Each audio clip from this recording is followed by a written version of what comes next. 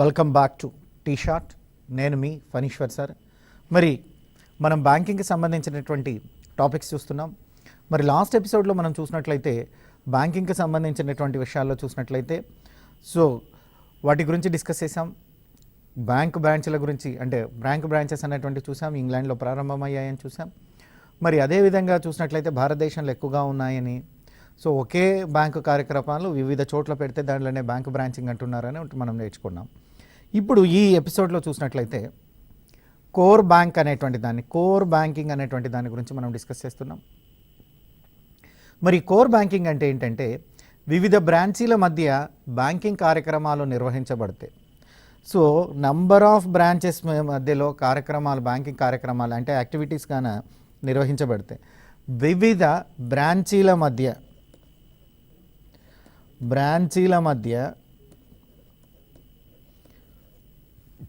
Bank కార్యక్రమాలు నిర్వర్తించబడితే దానిని మనం కోర్ బ్యాంకింగ్ అంటారు. మధ్య బ్యాంకు కార్యక్రమాలు నిర్వహించబడితే దానిని కోర్ బ్యాంకింగ్ అంటారు. దానిని కోర్ బ్యాంకింగ్ అని చెప్తూ ఉన్నారు. ఇక నెక్స్ట్ మనం చూసినట్లయితే ఇంకొకటి మిక్స్డ్ బ్యాంకింగ్ అనేటువంటి ఉంది. దీన్ని మిక్స్డ్ బ్యాంకింగ్ అంటున్నాము. ఈ మిక్స్డ్ బ్యాంకింగ్ ఏంటంటే అన్ని రకాలైనటువంటి రుణాలు, అనగా స్వల్పకాలిక, మధ్యకాలిక, దీర్ఘకాలిక రుణాలను.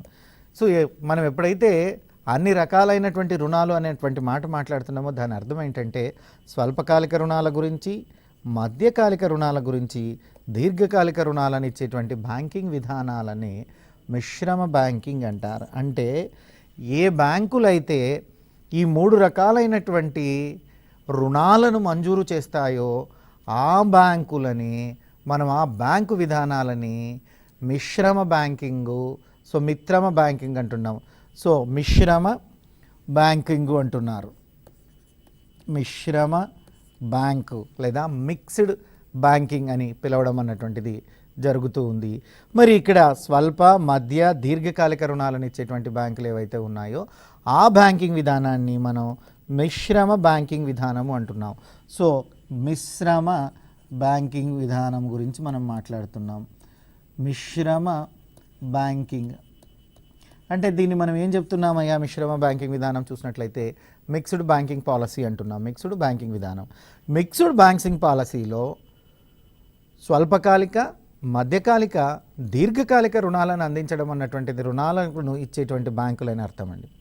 ఇక వాణిజ్య బ్యాంకులు మరియు అభివృద్ధి బ్యాంకులు విధులు నిర్వహించేటువంటి బ్యాంకులు. అంటే ఇవి వాణిజ్య బ్యాంకుల యొక్క విధులను నిర్వహించాలి మరియు అభివృద్ధి బ్యాంకుల యొక్క విధులను నిర్వహించాలి.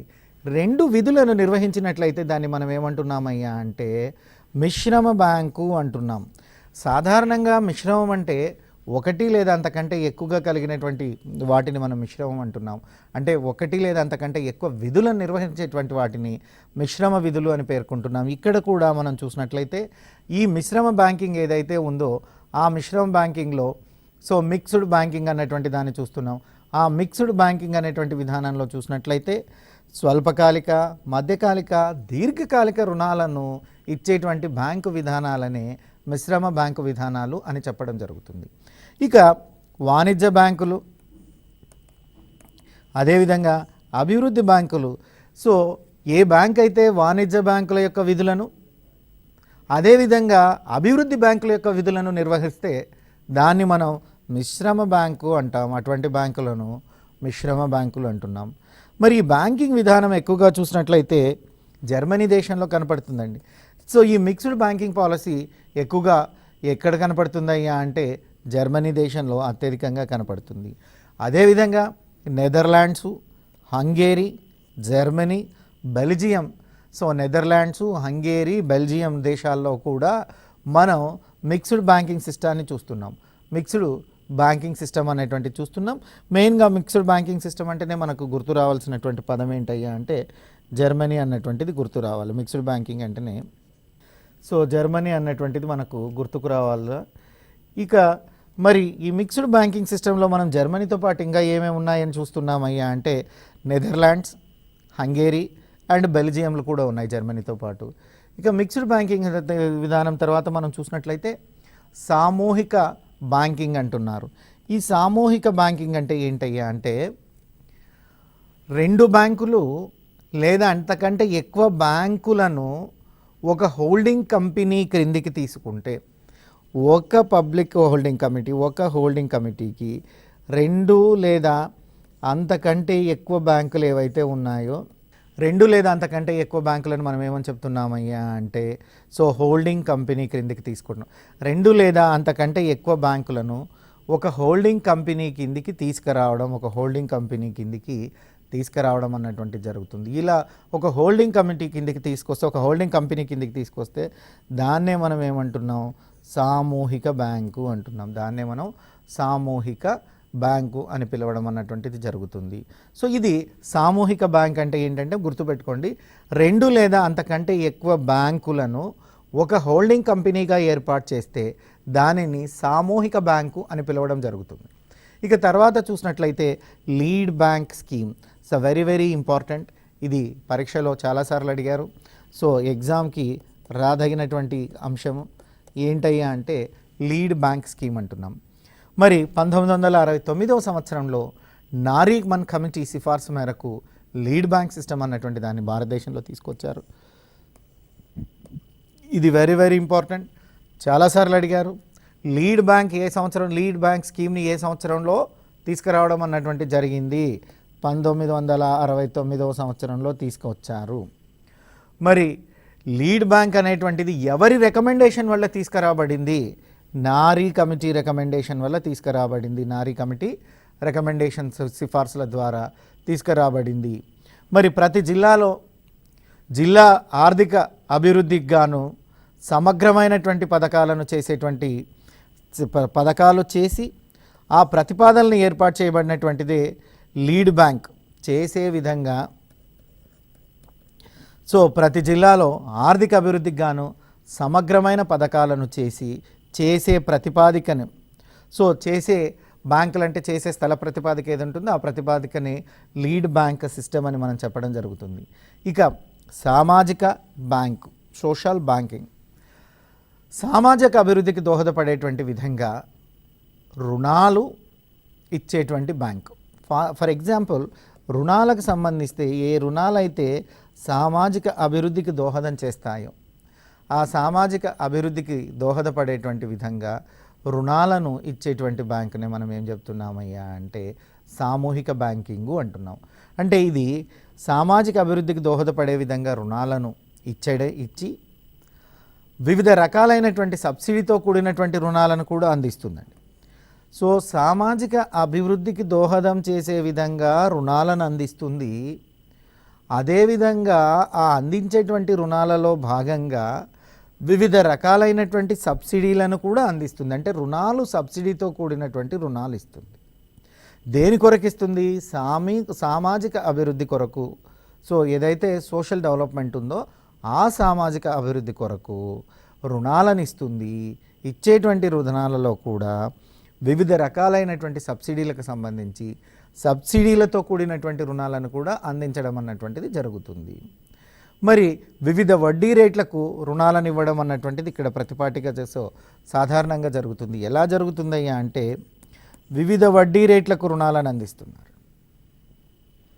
అంటే రకరకాలైనటువంటి వడ్డీ రేట్లు ఉన్నాయి. ఈ వడ్డీ రేట్లకు దగ్గరగా రుణాలు ఇస్తుంది. అంటే సాధారణంగా రుణం 9% అనో 11% అనో బ్యాంకులు ఇస్తుంటాయి. కానీ సామూహిక బ్యాంకింగ్లో చూస్తే వివిధ రకాలైనటువంటి వడ్డీ రేట్లు ఉంటాయి. అంటే తీసుకునేటువంటి రుణాన్ని బట్టి వడ్డీ అన్నటువంటిది మారుతూ వివిధ వడ్డీ రేట్లు ఉంటాయి. మరి వివిధ వడ్డీ రేట్లకు ఇవ్వడం కొరకే మనము 1976వ సంవత్సరంలో సో డిఆర్ఐ అని తీసుకున్నామండి. Differential ratio of the interest అంటారు దీన్ని. సో డిఆర్ఐ ఏంటయ్యా అంటే వెరీ వెరీ ఇంపార్టెంట్. డిఆర్ఐ అంటే అర్థం ఏంటయ్యా అంటే differential ratio of interest. Differential ratio of interest అన్నటువంటి దాన్ని 72లో ప్రవేశపెట్టారు. ఎందుకొరకు, వివిధ వడ్డీ రేట్లకు రుణాలను ఇవ్వడం కోసం, 1972లో దీనిని ప్రవేశపెట్టడం అన్నటువంటిది జరిగింది. సో మనం చూసినట్లయితే ఉదాహరణకు IRDP, so integrated development rural development programme, PMRY, Pradhan Mantri Rozgar Yojana మొదలగునటువంటివన్నిటికీ చూస్తే ఇందులో దీని ద్వారానే రుణాలు ఇస్తారు. ఇవి సామాజిక అభివృద్ధి పథకాలు, ఐఆర్డిపి కానీ, సో ఐఆర్డిపి తర్వాత పిఎంఆర్వై, ఈ సామాజిక అభివృద్ధి పథకాలకు సంబంధించినటువంటి లోన్స్ అని ఇస్తున్నారు. ఆ పథకాల్లో ఏ విధంగా అయితే మెన్షన్ చేసి ఉంటారో ఆ విధంగా సబ్సిడీలను కూడా ఇవ్వడం అన్నటువంటి జరుగుతుంది.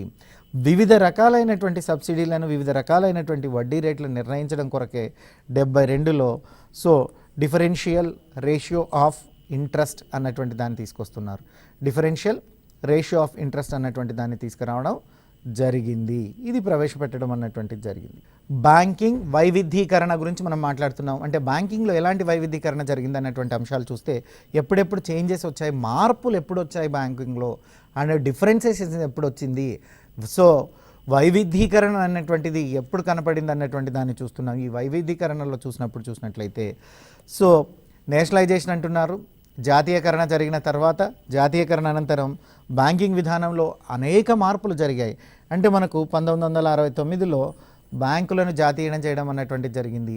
సో ఈ జాతీయకరణ జరిగినటువంటి అనంతరం చూసినట్లయితే అనేకమైనటువంటి మార్పులు చేర్పులు మనకు బ్యాంకింగ్ వ్యవస్థలో కనపడుతున్నాయి. మరి సాంప్రదాయబద్ధమైనటువంటి బ్యాంకింగ్ విధానాల్లో మార్పులు చోటు చేసుకున్నాయి. మరి ఈ సాంప్రదాయబద్ధమైనటువంటి బ్యాంకింగ్ విధానంలో చోటు చేసుకున్నటువంటి మార్పులను మనం చూసినట్లయితే, గమనించినట్లయితే బ్యాంకుల యొక్క పురోగామి మరియు ఆధునిక పద్ధతులను అనుసరించడానికి ముందుకొచ్చాయి. అంటే 69కు ముందుగా, అంటే జాతీయకరణ, బ్యాంకుల నేషనలైజేషన్ జరగడానికి ముందుగా ఒక విధంగా ఉండేటువంటిది, బ్యాంకింగ్ నేషనలైజేషన్ జరిగిన తర్వాత అంటే 69 తర్వాత ఒక విధంగా ఉంది. సో మరి ఇందిరాగాంధీ కాలంలో 1969వ సంవత్సరంలో బ్యాంకింగ్ నేషనలైజేషన్ అన్నటువంటి జరిగింది, బ్యాంకింగ్లను జాతీయం చేయడం అన్నటువంటి జరిగింది. ఈ జాతీయకరణ అనంతరం మనం చూసినట్లయితే బ్యాంకింగ్ విధానంలో అనేకమైనటువంటి మార్పు చేర్పులు మనకు కనపడుతున్నాయి. సాంప్రదాయబద్ధమైనటువంటి బ్యాంకింగ్ విధానాలలో చాలా మార్పులు వచ్చాయి. అంటే అంతకుముందు ట్రెడిషనల్గా ఉండేటువంటి బ్యాంక్ యాక్టివిటీస్ అన్నీ కూడా, ట్రెడిషనల్గా ఉండేటువంటి బ్యాంకు విధానాలన్నీ కూడా మార్పు చేర్పులను చోటు చేసుకున్నాయి. మరి పురోగమిస్తున్నాయి అంటే బ్యాంకుల్లో కూడా పురోగామి మరియు ఆధునిక పద్ధతులు అన్నటువంటిది అనుసరించడం జరిగింది. మరి 1949వ చట్టంలోనే మనకు ఒక చట్టం ఉంది, దాన్ని బ్యాంకింగ్ రెగ్యులేటింగ్ యాక్ట్ అంటున్నాం తెలుగులో. సో బ్యాంకింగ్ క్రమబద్ధీకరణ చట్టం 1949 అని చెప్తున్నాం. దీన్ని మనం ఏమంటున్నామయ్యా అంటే బ్యాంకింగ్ రెగ్యులేటింగ్ యాక్ట్ అంటున్నాం. సో బ్యాంకింగ్ రెగ్యులేటింగ్ యాక్ట్ 1949 గురించి మనం చెప్తున్నాం. అంటే దీని ప్రకారం చూసినట్లయితే దీన్ని అప్పుడు ఉండేది ఎప్పుడు 69కి బిఫోరు మన దగ్గర బ్యాంకింగ్ రెగ్యులేటింగ్ యాక్ట్ 1949 అన్నటువంటిది ఉండేది. దీన్ని సంస్కరణల తర్వాత బ్యాంకింగ్ విషయంలో అనేక మార్పులు వచ్చాయి. కాబట్టి అంటే ఏవైతే ఉన్నాయో బ్యాంకుల జాతీయకరణ, ఆ బ్యాంకులను జాతీయకరణ చేసి జాతీయం చేసిన తర్వాత ఈ బ్యాంకింగ్ రెగ్యులేటింగ్ యాక్ట్ అన్నటువంటి యాక్టుని మార్చాల్సి వచ్చింది. ఆ యాక్టుని సవరించడం అన్నటువంటి జరిగింది. ఆ యాక్టుని ఎందుకు సవరిస్తున్నారు అంటే నేషనలైజేషన్ చేయడం వల్ల, జాతీయకరణ చేయడం వల్ల బ్యాంకుల్లో వచ్చినటువంటి మార్పు చేర్పులకు అనుగుణంగా బ్యాంకింగ్ రెగ్యులేటింగ్ చట్టం ఉండాలన్నటువంటి ఉద్దేశంతో దీన్ని తీసుకురావడం అన్నటువంటి జరిగింది. ఇక కేంద్ర ప్రభుత్వం చూస్తే వైవిధ్యీకరణలో మార్గదర్శక సూత్రాలను, సో కేంద్ర ప్రభుత్వం చూసినట్లయితే వైవిధ్యీకరణలో మార్గదర్శక సూత్రాలు ఏవైతే ఉందో ఆ మార్గదర్శక సూత్రాలను జారీ చేయడం అన్నటువంటిది జరిగింది. అంటే ఏదైతే మనం వైవిధ్యీకరణ అని చెప్పుకుంటున్నామో ఈ వైవిధ్యీకరణకు సంబంధించి కేంద్ర ప్రభుత్వం ఒక గైడ్ లైన్స్ని రిలీజ్ చేయడం అన్నటువంటిది జరిగింది. దాన్నే మనం ఏమంటున్నాం, మార్గదర్శక సూత్రాలు, ఒక గైడ్ లైన్స్ అన్నటువంటి దాన్ని రిలీజ్ చేశారు. మరి ఈ గైడ్ లైన్స్ ప్రకారం చూసినట్లయితే ఆ గైడ్ లైన్స్లో భాగంగానే మనం షెడ్యూల్ బ్యాంకుల గురించి చదువుతున్నాం. అసలు షెడ్యూల్డ్ బ్యాంక్స్ అంటే ఏంటి, వేటిని మనం షెడ్యూల్ బ్యాంకులు అని చెప్తున్నామండి. RBI act, reserve bank of India act 1934లోని బాగా వినండి. సో షెడ్యూల్ బ్యాంక్ అంటే మనం కమర్షియల్ బ్యాంక్ అని చెప్పుకుంటున్నాం. ఈ కమర్షియల్ బ్యాంక్ అంటే ఏంటి, ఈ కమర్షియల్ బ్యాంకులో ఉండేటువంటి పరిస్థితులు ఏంటంటే, సో భారత కంపెనీల చట్టానికి బిఫోర్ ఈ కమర్షియల్ బ్యాంక్ అంటే ఏంటంటే ఆర్బీఐ యాక్ట్లో 1934 ఆర్బీఐ చట్టాన్ని అనుసరించి ఆ చట్టంలోని 2వ షెడ్యూల్ నందు ఆ చట్టంలోని 2వ షెడ్యూల్ నందు నమోదు చేసుకున్నటువంటి బ్యాంకులను షెడ్యూల్డ్ వాణిజ్య బ్యాంకులు అని అంటారు. ఇది గుర్తుపెట్టుకోండి. సో షెడ్యూల్డ్ కమర్షియల్ బ్యాంక్స్ అంటే ఏంటి అంటే ఆర్బీఐ యాక్ట్ 1934లో 2వ షెడ్యూల్ నందు నమోదు చేయబడినటువంటి బ్యాంకులన్నీ కూడా షెడ్యూల్డ్ వాణిజ్య బ్యాంకులు. మరి షెడ్యూల్డ్ వాణిజ్య బ్యాంకులు భారత కంపెనీల చట్టం 1956 కింద ఖచ్చితంగా రిజిస్ట్రేషన్ చేసి ఉండాలి. అంటే దీన్ని ఎప్పుడైతే మనం దీన్ని ఏర్పాటు చేసుకుంటున్నామో భారత కంపెనీల చట్టం అన్నటువంటి కంపెనీల చట్టాన్ని, ఈ భారత కంపెనీల చట్టంను 1956 అన్నటువంటిది ఒక చట్టం ఉందండి. భారత కంపెనీల చట్టం 1956 ప్రకారం అని చూస్తున్నారు. ఇది రిజిస్ట్రేషన్ అంటే ఈ చట్టం ప్రకారం బ్యాంకు ఖచ్చితంగా రిజిస్ట్రేషన్ చేసి ఉండాలి. 1956 భారత కంపెనీల చట్టం ప్రకారం రిజిస్టర్ అయినటువంటి బ్యాంకు ఆర్బీఐ యాక్ట్ 1934 షెడ్యూల్ 2 నందు కూడా నమోదు చేసి ఉండాలి. అంటే ఒక బ్యాంకు మొట్టమొదటగా ఆర్బీఐ యాక్ట్ 1934లోని 2వ షెడ్యూల్లో నమోదు చేయబడి అటు పిమ్మట భారత కంపెనీల చట్టం 1956 క్రింద రిజిస్టర్ చేయబడితే దాన్ని మనం ఏమని పిలుస్తున్నాము? షెడ్యూల్డ్ వాణిజ్య బ్యాంకు అని పిలుస్తున్నామండి. ఈ విధంగా రిజిస్టర్ అయినటువంటి బ్యాంకులు మాత్రమే వ్యాపారం చేస్తూ ఉండాలి. వీటికి మాత్రమే బ్యాంకింగ్ వ్యాపారం చేసుకోవడానికి భారతదేశంలో అనుమతి ఉంది. అంటే భారతదేశంలో బ్యాంకింగ్ కార్యక్రమాలను నిర్వర్తించాలన్నా, బ్యాంకింగ్ వ్యాపారం చేయాలన్నా ఖచ్చితంగా 1934 ఆర్బీఐ చట్టంలోని 2వ షెడ్యూల్లో నమోదై ఉండాలి. అదేవిధంగా భారత కంపెనీల చట్టం 1956 కింద నమోదు చేయబడినటువంటి కంపెనీలకు మాత్రమే బ్యాంకింగ్ వ్యాపారం చేసుకునేటువంటి అర్హత కలిగి ఉంది. సో బ్యాంకింగ్ వ్యాపారం చేసుకునేటువంటి అర్హత కలిగి ఉంది. ఇక జాయింట్ స్టాక్ కంపెనీ లేదా సహకార బ్యాంకుగా రిజిస్టర్ అవ్వాలి. ఈ బ్యాంకులు జాయింట్ స్టాక్ కంపెనీగా రిజిస్టర్ అవ్వచ్చు, లేదా కోఆపరేటివ్ సహకార బ్యాంకింగ్గా రిజిస్టర్ అవ్వచ్చు. అంటే కొన్ని జాయింట్ స్టాక్ కింద రిజిస్టర్ చేయబడతాయి, మరికొన్ని కేంద్ర సహకార బ్యాంకు కింద రిజిస్టర్ చేయబడతాయి. డిపాజిటర్ల క్షేమానికి భంగకరమైనటువంటి కార్యకలాపాలలో పాల్గొనరాదు. ఏ బ్యాంక్ అయినా కూడా ఎవరైతే డిపాజిట్దారులు ఉంటారో, అంటే డబ్బు దాచుకునేటువంటి వారు ఉంటారో, ఆ డిపాజిట్దారుల యొక్క క్షేమానికి భంగకరమైన అంటే క్షేమానికి ఇబ్బంది అవ్వడము, క్షేమానికి భంగకరమైనటువంటి కార్యక్రమాలను ఎప్పుడు కూడా చేయరాదు, కార్యక్రమాల్లో పాల్గొనరాదు. ఒకవేళ అలాంటి కార్యక్రమాలు జరిగితే ఆర్బీఐ ప్రత్యక్ష చర్యల ద్వారా ఆ బ్యాంకు పైన నియంత్రణ కలిగి ఉంటుంది. ఇక చూస్తే భారతదేశంలో చూసినట్లయితే 10 బ్రాంచీలలోనైనా కనీసము లావాదేవీలు జరిపేటట్లుగా ఉండాలి. అట్లీస్ట్ 10 బ్రాంచెస్లో లావాదేవీలు జరిపితేనే మనకు 1956 కంపెనీ యాక్ట్ ప్రకారం రిజిస్ట్రేషన్ చేసుకోవడానికి పాసిబిలిటీ ఉంటుంది.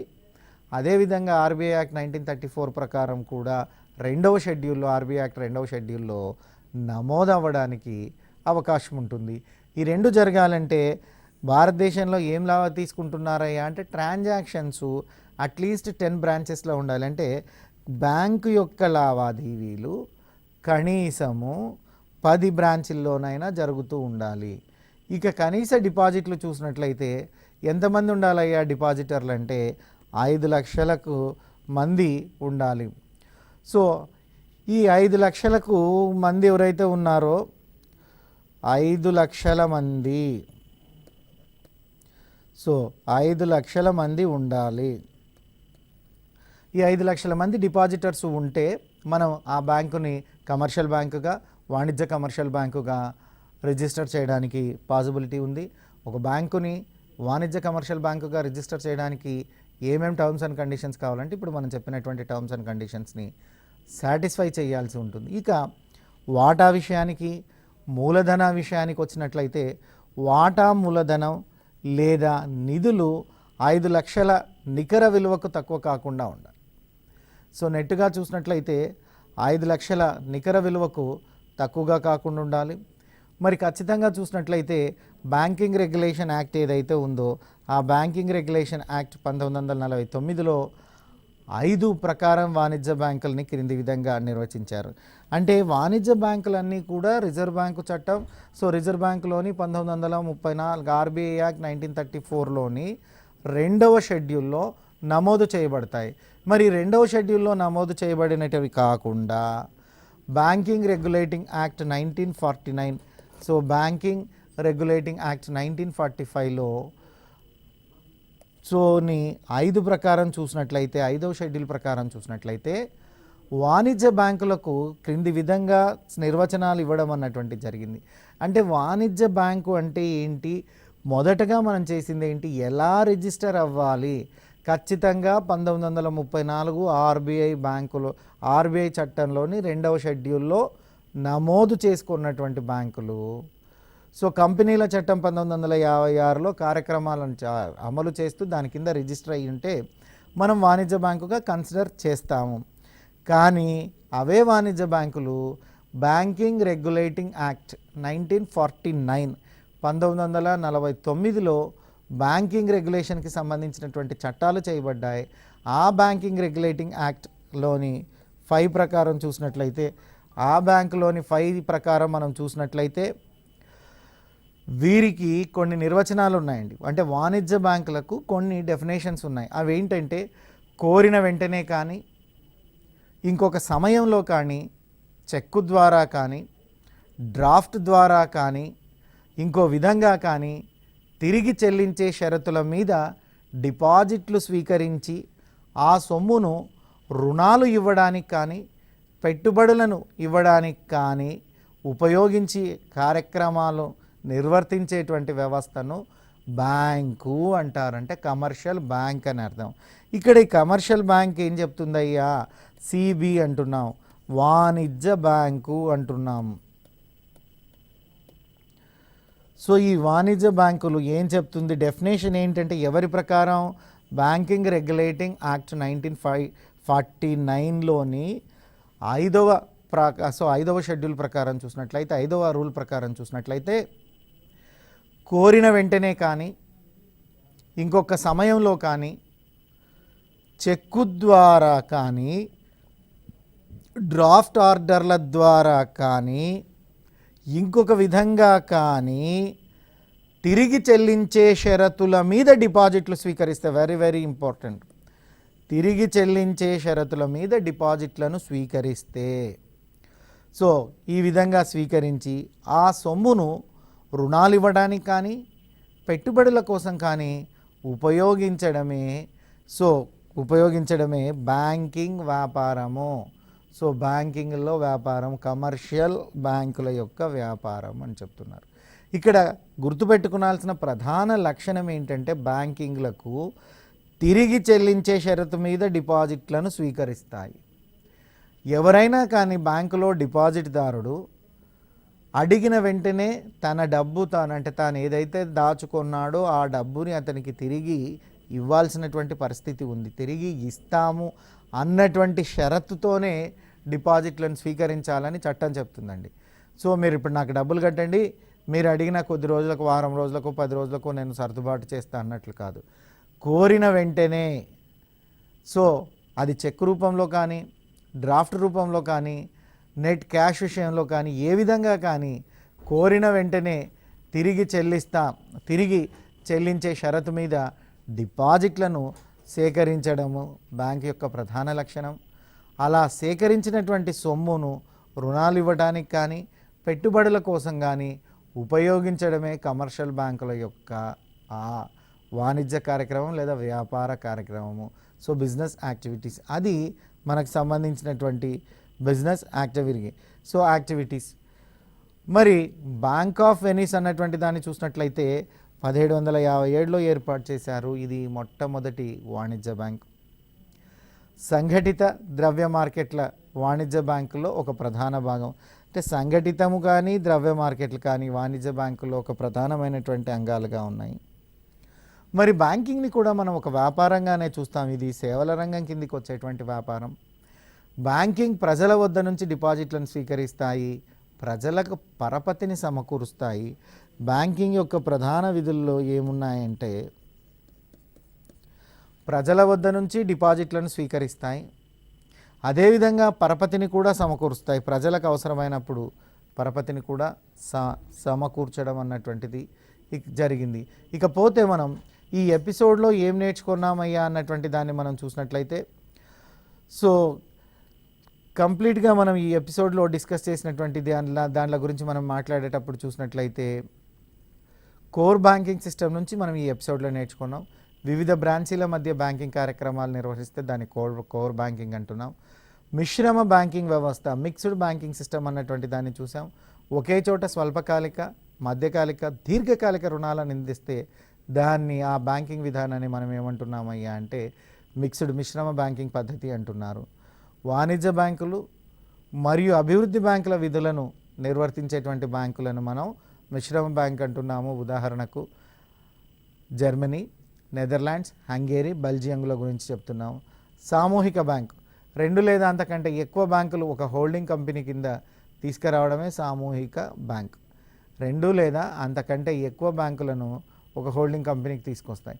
ఇక లీడ్ బ్యాంక్ సిస్టమ్, దీన్ని 1969లో నారిమన్ కమిటీ సిఫార్సు చేయడం అన్నటువంటిది జరిగింది.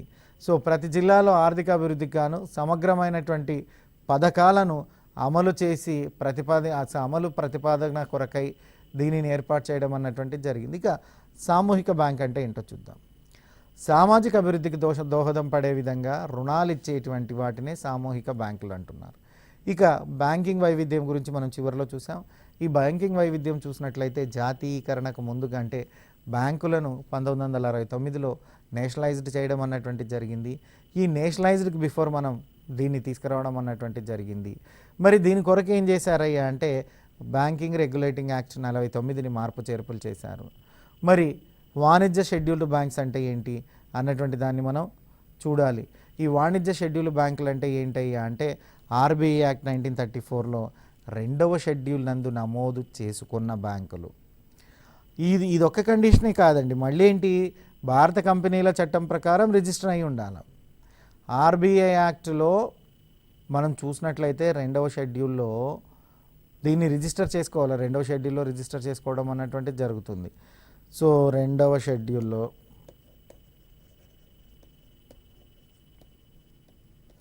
రిజిస్టర్ చేసుకోవాలి. తర్వాత చూసినట్లయితే భారతీయుల కంపెనీల చట్టం అనుసరించి 56 ప్రకారం ఖచ్చితంగా రిజిస్టర్ అయి ఉండాలి. బ్యాంకింగ్ వ్యాపారం చేస్తూ ఉండాలి. బ్యాంకింగ్ వ్యాపారం చేయకపోతే ఇవ్వరండి. ఇక జాయింట్ కంపెనీలు లేదా కేంద్ర సహకార బ్యాంకులు అనే విధంగా అంటే జాయింట్ కంపెనీ కిందనన్నా రిజిస్టర్ అవ్వాలా లేదా కేంద్ర సహకార బ్యాంకు కిందనన్నా రిజిస్టర్ అవ్వాలండి. డిపాజిటర్ల క్షేమానికి భంగం కలగకుండా వ్యాపార కార్యక్రమాలను నిర్వర్తించాలి. సో ఇది. ఇక ఆ తర్వాత చూసినట్లయితే బ్యాంకింగ్ రెగ్యులేషన్ యాక్ట్ 1949 ప్రకారం చూసినట్లయితే 5వ అధ్యాయం ప్రకారం మనం చూసినట్లయితే వాణిజ్య బ్యాంకులు క్రింది విధంగా నిర్వహిస్తారు. ఎలా నిర్వహిస్తున్నారయ్యా అంటే the first condition, the very very important, కోరిన వెంటనే కానీ ఇంకొక సమయంలో కానీ చెక్కు విధంగా కానీ డ్రాఫ్ట్ రూపంలో కానీ సో ఈ తిరిగి చెల్లించే షరతుల మీద డిపాజిట్లు సేకరిస్తే ఆ సొమ్మును రుణాలు ఇవ్వడానికి కానీ పెట్టుబడుల కోసం కానీ ఉపయోగిస్తే దాన్నే బ్యాంకింగ్ వ్యవస్థ అంటున్నారండి. సో ఈ వ్యాపారాన్ని పేర్కొనడాన్ని మనం బ్యాంకింగ్ వ్యవస్థ అంటున్నాం. మరి ఇక బ్యాంక్ ఆఫ్ వెనిస్ చూసినట్లయితే 1957లో బ్యాంక్ ఆఫ్ వెనిస్ అన్నటువంటిది ఏర్పడింది. సంఘటిత ద్రవ్య మార్కెట్లో వాణిజ్య బ్యాంకులు ఒక ప్రధానమైనటువంటి బ్యాంకుగా ఉన్నాయి. సో బ్యాంకింగ్ అన్నటువంటిది ఒక వ్యాపార సంస్థ. ఇది సో మనం దీన్ని సేవల రంగంలో చూడవచ్చు. మరి బ్యాంకులు ప్రజల నుంచి డిపాజిట్లను స్వీకరిస్తాయి, ప్రజలకు పరపతులను కూడా కల్పించడం అన్నటువంటిది బ్యాంకులు. ఇక ఈ బ్యాంకుల్లో చూసినట్లయితే మనకు మిశ్రమ బ్యాంకు, మీకు తెలుసు మిశ్రమ బ్యాంక్ ఏంటంటే స్వల్ప, మధ్యకాలిక, దీర్ఘకాలిక రుణాలను అందించేదే మిశ్రమ బ్యాంకు అన్నటువంటి దాన్ని. ఇక కోర్ బ్యాంకింగ్ అంటే ఏంటయ్యా అంటే వివిధ బ్రాంచీల మధ్య బ్యాంకింగ్ కార్యక్రమాలను నిర్వర్తించేటువంటి దాన్ని కోర్ బ్యాంకింగ్ అని చెప్తున్నాం. సామూహిక బ్యాంకింగ్ అంటే ఏంటయ్యా అంటే సో మనం సామూహిక బ్యాంకింగ్ని చూస్తే 2 లేదా అంతకంటే ఎక్కువ కార్యక్రమాలను లేదా 2 లేదా అంతకంటే ఎక్కువ బ్యాంకులు ఒక హోల్డింగ్ కంపెనీ క్రిందికి తీసుకురాబడితే 2 లేదా అంతకన్నా ఎక్కువ బ్యాంకులు హోల్డింగ్ కంపెనీ కిందికి తీసుకురాబడితే దాన్ని మనం ఏమంటున్నామయ్యా అంటే సామూహిక బ్యాంకింగ్. లీడ్ మన్ స్కీమ్, ఈ లీడ్ మన్ స్కీమ్ కూడా మనం చూసాం. ఎప్పుడు వచ్చిందయ్యా లీడ్ మన్ స్కీమ్ అంటే మనకు చూసినట్లయితే ఈ లీడ్ మన్ స్కీమ్ చూసినట్లయితే సో 69లో నారిక్ మన్ కమిషన్ రికమెండేషన్తో వచ్చింది. ఇక సామూహిక బ్యాంకింగ్ అన్నటువంటి దాన్ని చూసినట్లయితే సామాజిక అభివృద్ధికి దోహదపడే విధంగా రుణాలను ఇవ్వడం కొరకు దీన్ని తీసుకురావడం అన్నటువంటిది జరిగింది. రుణాలు ఇవ్వడం కొరకు దీన్ని తీసుకురావడం అన్నటువంటిది జరిగింది. ఇది మనం ఈ ఎపిసోడ్లో నేర్చుకున్నాం. ఇక షెడ్యూల్ బ్యాంకుల గురించి కూడా మనం నేర్చుకున్నాం. నెక్స్ట్ చూసినట్లయితే బ్యాంక్ ఆఫ్ వెనిస్ 1157లో ప్రపంచంలో మొట్టమొదటి వాణిజ్య బ్యాంకుగా గుర్తింపు పొందినట్లుగా కూడా మనం తెలుసుకున్నాం. ఇక తర్వాత చూసినట్లయితే భారతదేశంలో సంఘటిత బ్యాంకింగ్ వ్యవస్థను ఎన్ని వర్గాలుగా వర్గీకరిస్తారన్నటువంటిది నెక్స్ట్ ఎపిసోడ్లో తెలుసుకుందాం. మీ Phaneeshwar sir from TSAT. Thank you.